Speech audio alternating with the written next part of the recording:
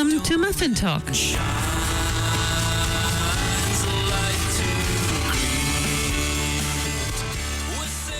Brother Kieran, when we think about the women of Genesis, the first woman who comes to our mind is certainly Eve.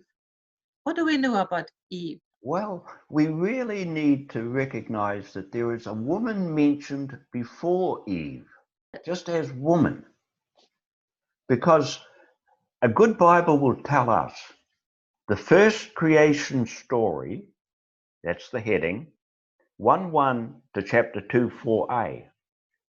And there is a critical verse on the sixth day where God says, "Let us make humankind in our own image. Male and female, God created them. In God's own image, God created them." Maybe that's why the Jews never had images of God, because the image of God was carried in the human person. Male and female together, God created them.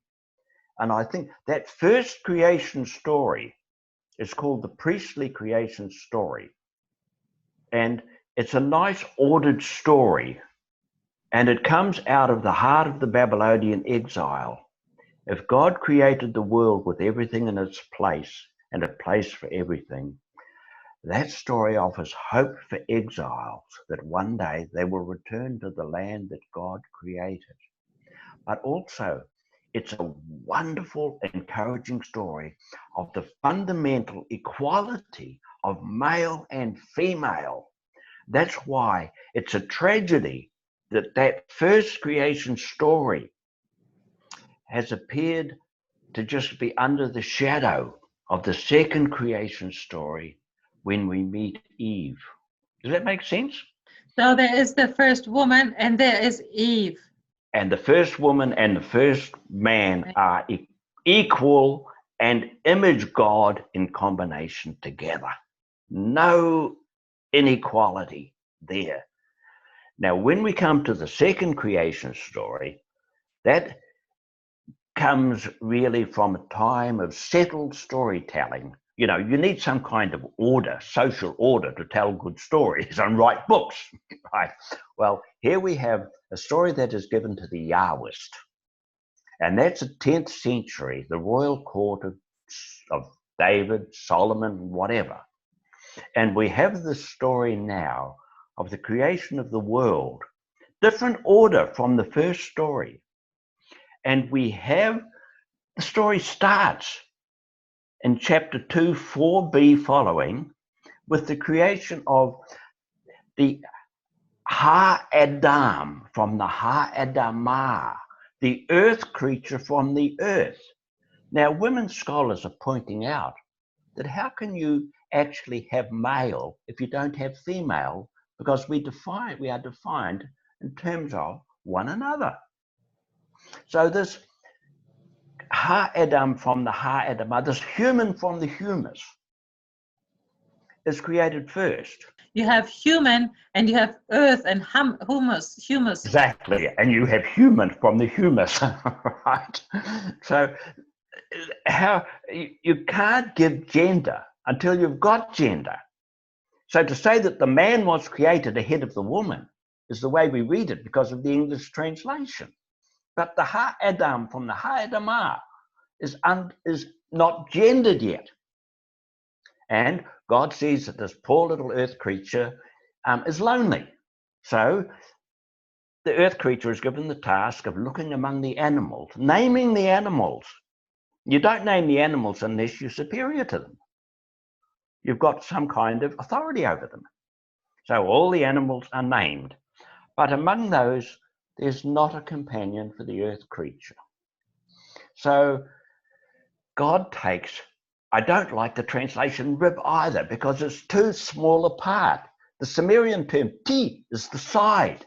The companion is created. God is an anesthetist, puts the earth creature to sleep. I love the roles God plays through Genesis. It's fascinating. When the woman appears, this is bone of my bone, flesh of my flesh. She shall be called Isha, because she is taken from Ish. he gives her his own name. You can get it in English with like woman and man, man, woman.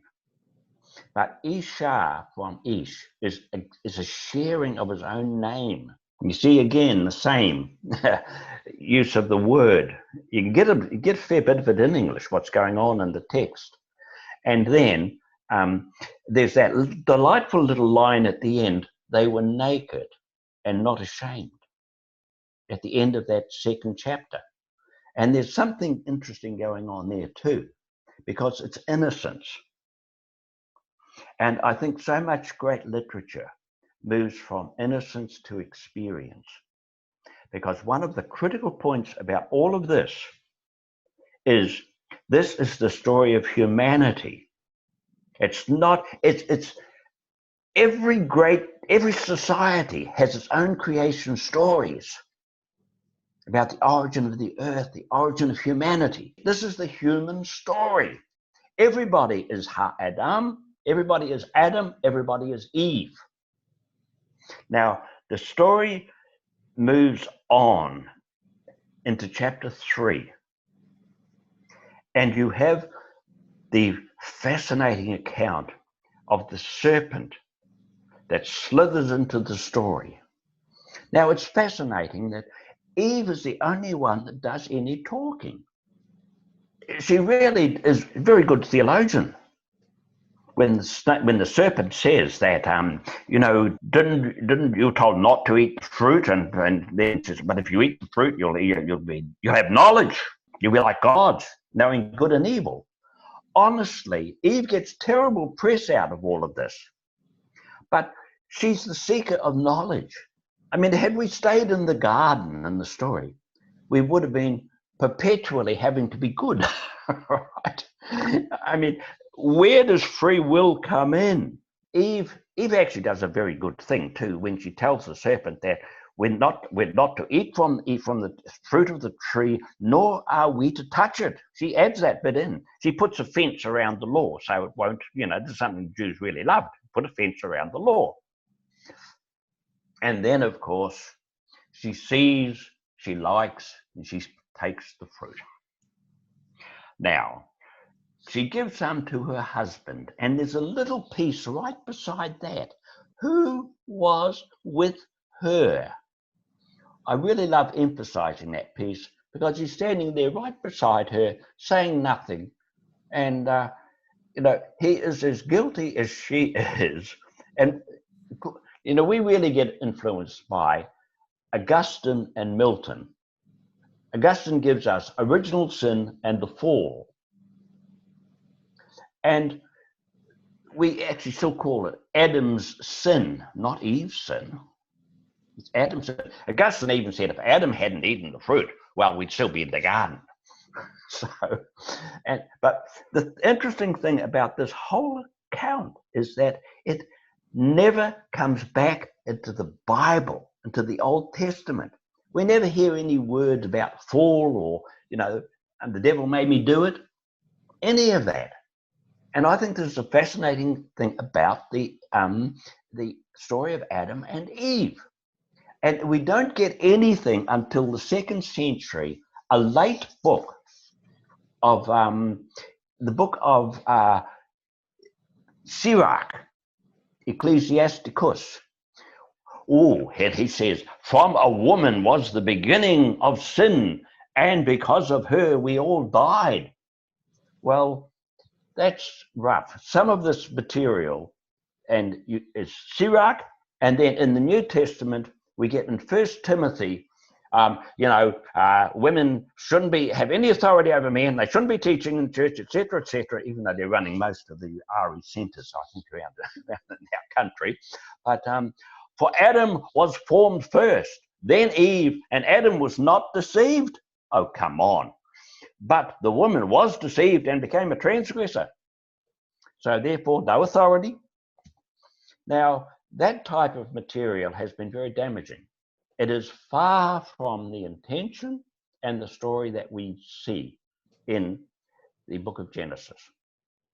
So male interpretation, Western interpretation, has done some terrible harm, that women have second status, equal status in the first story. Now, then we come to what happens when they have to appear before God in the garden. God has great fun walking around in the garden, strolling around, enjoying and talking to these little creatures that are there in the garden. I love that. It's quite intimate. And then we hid because we were naked. And God said, who told you? The woman you gave me, she gave me the fruit and I ate it. The woman you gave me, blame Eve. You gave me her, blame God. I mean, I think he shows himself to be a little bit of a wimp. With Eve herself, of course, the name, her name means mother of all the living. And it's interesting that when they leave the garden, or driven out of the garden, and angels are left there with flaming swords, then Adam, now we can use the term Adam for man, for a male. He names his wife Eve, which means mother of the living. We've already looked at the significance of naming. Now there's an ambiguity about this action of Adam naming Eve. You can kind of pick it up. Is it an act of patriarchy? Is it the first act of patriarchy that is part of original sin? And I think looking at our world and looking at thousands of years of history, it's very clear to me that the overcoming of patriarchy is something that we must do with regard to the effects of sin in the world. Now, it's also a sign of hope that she is Hawa, Eve, mother of the living.